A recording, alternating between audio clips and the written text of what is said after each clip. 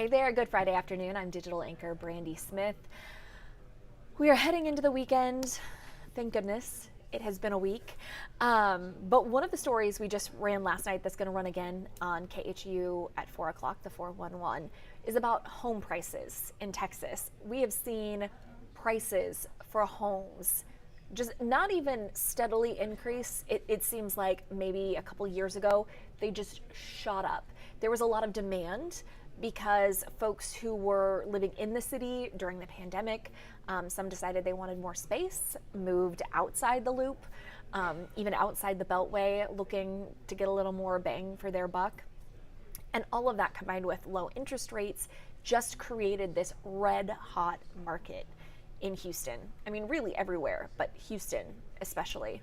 I want to hear from anyone who has made a change in home ownership over the past few years. What was your experience like? If you've ever bought or sold a house before, how did the new, most recent experience compare? Do you feel like you paid a fair rate, or do you feel like you had to overpay just to get your hands on property? I mean, we were hearing stories of couples, families, putting down $30,000 more than asking, $50,000 more than asking, and still getting beat out. But it appears, at least a little bit, that this housing market is cooling off. Zach Tawatari talked to an expert to kind of get some analysis. At her Heights office, just over 1,000 square feet. Alex Berry, a Houston realtor associate with Nan & Company Properties, says It is still a seller's market, but this white hot seller's market, it's cooled a little bit. Still, over the last decade, Houston home values, including her own, have gone up exponentially. I bought it in the 200s. Our average right now is well over 500,000. And now a combination of supply, low inventory, high demand. prices, The hottest housing segment is the $500,000 to $1 million. interest rates, and inflation. We were just over 6% recently. We got a little relief there, but they are projected to be, I'm hearing, in the 7s by the end of the year. Translates to, Instead of 8 to 10 offers, we're seeing 2 to 3. according to Houston Association of Realtors, single-family home sales fell 8.6%. With almost 1,000 less units sold, the third consecutive monthly year-over-year decline. However, Berry says it's important to remember that 2021 was a record-breaking year for home sales, and today, Versus this time last year, we're selling more dollar amount wise. it's likely to continue to be a seller's market, she says, and if you're going to sell now, you've got to be smart. We've got to price correctly, and we really need to make sure that the house is in tip-top shape to go on the market, because it is going to get more competitive for sellers. Zach Tawatari, KHOU 11 News.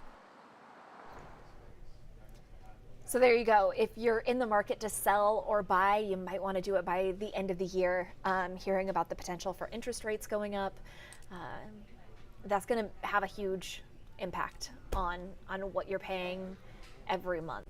I know we refinanced our house just a couple of months ago, and the difference between the interest rate we're paying with the refi versus what we would be paying if we tried to refi today, huge. We're talking hundreds of dollars every month that we would be paying on our mortgage. So definitely some interesting information there. One of my favorite games, when I'm the passenger in a car driving through a neighborhood, is just to pull up HAR, whether I have any intention or inclination to want to live in that neighborhood. It is just a very interesting game. Looking at HAR and looking at the listings around you to see what some of the values are. Just in that very casual experience, I've noticed prices coming down, or at least to a realm where they seem more reasonable, because there was a year, I would say most of 2021, driving around looking at some of these home prices, just thinking, my goodness, there's no way. We're not looking for anything outrageous, like a 3-bedroom. Oh, couple comments. Haley says, I'm currently shopping. People talk about higher interest rates, but when you're a renter throwing all your money away, I could care less about the interest rate because at least my dollar will go to something I can own. Totally understand that. I've had that discussion with friends who are still renting who chose not to buy a house. I will say, being responsible for your own repairs is a challenge. In the freeze, we were actually very fortunate. The only damage that we had was that our water heater, our tankless water heater, was kaput. But that's a cost. Had to put a new roof on, had to get a new fence, or build a new fence, all of that. The other day, I had to cut down a tree. I didn't finish it all the way, but cut down a tree that's trying to grow out of the foundation of my house. A lot of home ownership responsibilities that you don't think about or appreciate as a renter, maybe. Esteban says, don't buy. It's so funny, I see that a lot of you are watching, but not a lot of comments right now. Hey, Jonathan says, my house is paid off, don't care about interest rates. That is amazing, Jonathan, congratulations. If only.